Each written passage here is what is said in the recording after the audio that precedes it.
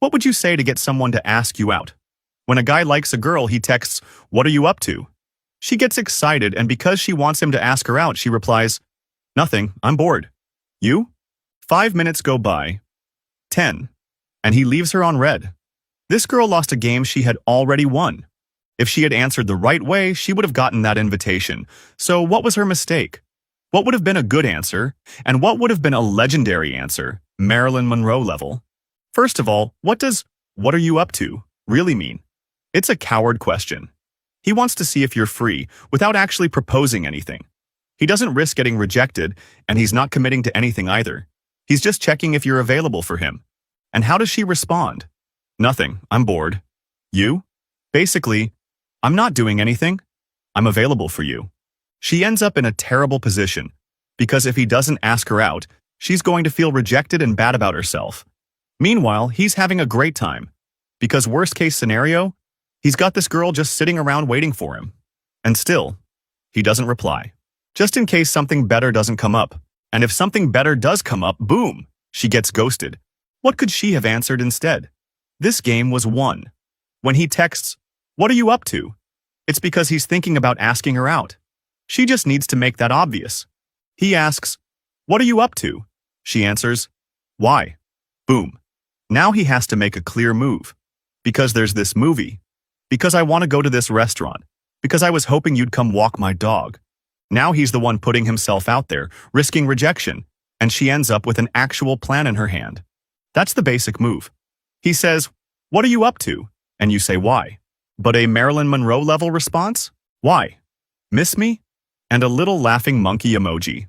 Not only do you push him to make a concrete move, but you also show confidence and draw him into a fun, flirty vibe. I love when women come off confident. Like when you say, "Want to stay the night?" And she says, "No." Not "no" because you'll get sick of me. She says, "No," because you'll fall in love and never let me leave. And if she believes that, you'll believe it too. She turns you down, but in a soft way. And she teases you. She plants that little seed. It's never too late, but I really recommend reading this book before you turn 30. It shows you how small changes in your habits can take you somewhere totally different real quick. It's called Atomic Habits. Will you be my girlfriend for 3 months? What? I'm asking if you'll be my girlfriend for 3 months. I heard you, dummy, but what do you mean for 3 months? Why only 3 months?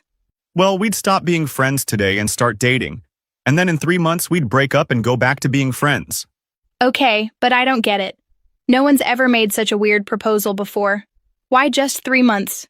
Look, technically the point of dating is to figure out if you want to marry the person you're with.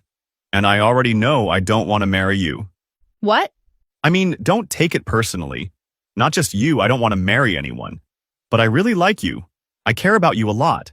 And I'd love to treat you like a girlfriend, for us to be exclusive, travel together, give you gifts, cook for you. Stop introducing you as just a friend, and start calling you my girlfriend. I want to give you girlfriend treatment, but I also want you to know that this has a start and an end. I'm not getting married. But what if you change your mind? I'm not going to change my mind, and I'd rather you know that now. Today, I want to be with you and treat you like my girlfriend, but I can only commit to 3 months. So, do you want to be my girlfriend for 3 months? She said, I think I get you. Marriage, in theory, is a lifelong decision, and dating is like the trial period. Are you in the trial period to figure out if you want to make that lifelong decision? Exactly. But there's no term for people who already know they don't want to make that lifelong decision, but still want a committed relationship. Like, for 3 months. It's like renting a house instead of buying it. She looked at me, thoughtful. And just before she gave me her answer, I want to recommend you a book. It's the book I wish I'd read before I turned 30, because it shows you how making small changes to your habits can put you in a completely different place really quickly.